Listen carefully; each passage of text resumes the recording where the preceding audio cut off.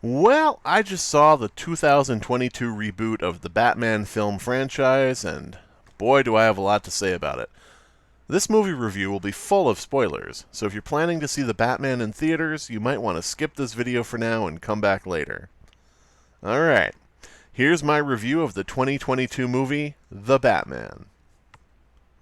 The Batman opens up on a group of children watching an armored vehicle in a bombed out street. Some of the children are confused at first because they don't know what they're seeing, but they soon realize that they're witnessing a suicide bombing. We soon see that the armored vehicle is taking down a statue of Bruce Wayne, who died in Wayne Manor on the day of his parents' murder. The surrounding crowd watches in horror as the tank is set on fire by the bomber, who manages to escape with his life. A few years later, Wayne is now the mayor. What? A few years later, Wayne is now the mayor of Gotham City, and his daughter Barbara is now an officer on the police force. Wayne is often seen being beaten up by a few young thugs who were inspired by Batman. Sometime later, we see Batman arrive in Gotham City and quickly apprehend a criminal named Camille. Batman and Camille have a very brief exchange, and the criminal escapes into the tunnels below Gotham. After finishing his quote-unquote job, Batman takes off into the tunnels, not knowing that Camille is going to blow up the bank next to the tunnels. When the bank is bombed, the tunnel that Batman is in is also blown up, and Batman is also killed. We then get to see a memorial video on a television screen, and we see a future Bruce Wayne take off his cowl and begin to question his origins. This brings us to 2022, where Wayne and Marston live in suburbia. Bruce works at an advertising company, and he also owns a race car business. He meets Selina Kyle and soon begins to fall in love with her. Bruce takes her out on a date and ends up inviting her to his racetrack to meet his race cars. The next day, Bruce goes to the racetrack and he tells Selina to keep the previous night a secret. However, Selina already knows what happened, and she tells her father, Bruce, about the encounter with Batman. Wayne isn't sure if Batman is real, so he feels obligated to keep her updated. After 2 weeks, Bruce decides to meet Batman in person, and he goes to a bar. Batman walks in, and Bruce immediately begins to grill him. Bruce wants to know everything about Batman, and Batman tells Bruce that he was kicked out of the Gotham City police force. Bruce asks Batman how he ended up as a costumed vigilante, and Batman explains that he's always been a little different. Batman doesn't feel like he deserves to be a normal person, and he feels that he needs to go off the grid. Batman explains that he'd love to take Bruce under his wing, but he doesn't want Bruce to ever be afraid again. After Bruce leaves, Selina goes out on a date with Bruce, and she learns more about Bruce's past.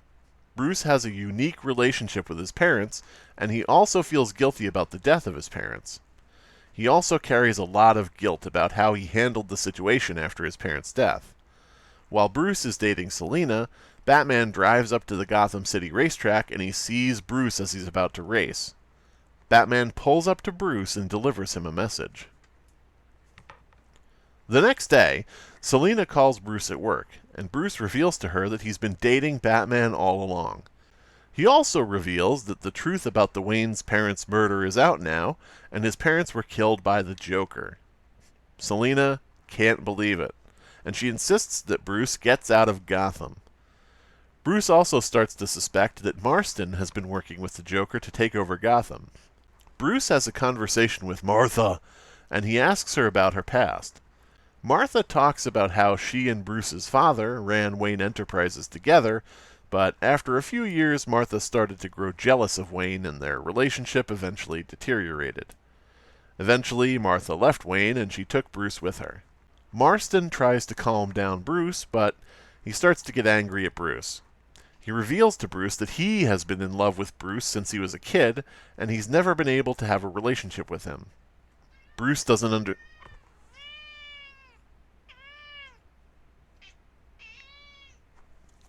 Can this not happen, like, one time? Can this not happen, like, one time? Does it have to be every time I'm recording something? Yes? Okay. Jesus Christ. Alright.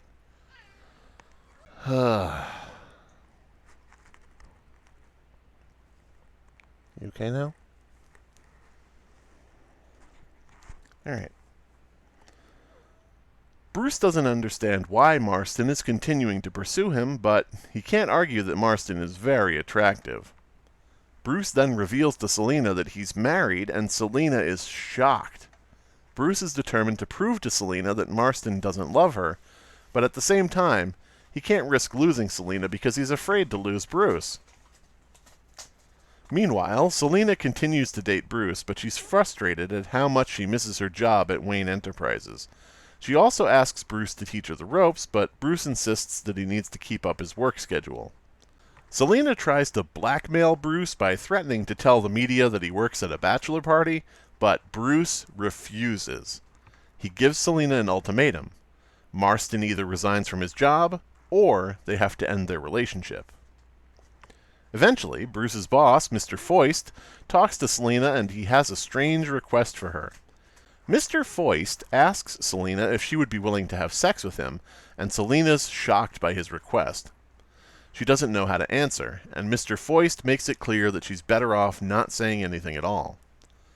After Mr. Foist leaves, Selina goes to the bar, and Bruce offers to take her home. She wants to talk about what's going on with Mr. Foist, and Bruce agrees to go home with her. While in the elevator, Bruce tells Selina that she needs to do the right thing and end Marston's relationship with her. Bruce knows that Selina loves him, and he doesn't want to lose her. Bruce decides to drop Selina off at her apartment and goes back to work. Mr. Foist calls Selina, and he informs her that she has to talk to him. Selina lies and tells him that Bruce has been out sick. She then tries to call Bruce to talk about her boss, but her phone is dead, and she's surprised to find out that Bruce has left work to take her home.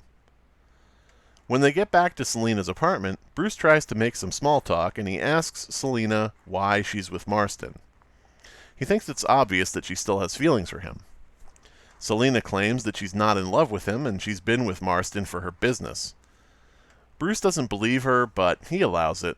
He also starts to suspect that Marston is being hypnotized. At the next meeting, Marston and Selina both receive a good news from Foist, who informs them that he's giving them a 10% raise, plus they're free to resign. Marston claims that it's a reward for their hard work, and he seems to be happy. Later that day, Bruce is out trying to figure out why Marston seems more open to Selina when it comes to her new job. He also starts to suspect that Marston may be hypnotized, and he doesn't like the idea of the President of the United States being under the control of a DC villain.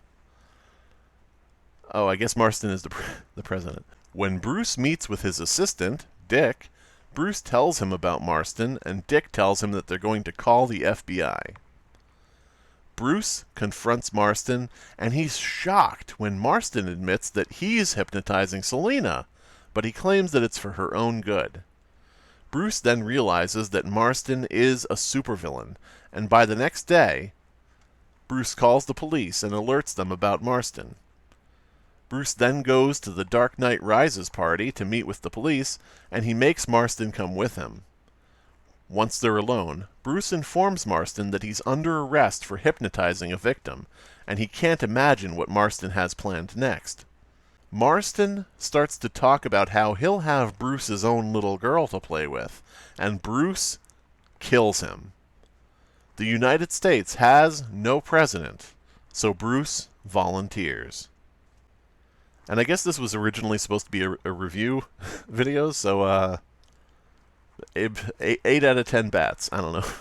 Fuck it.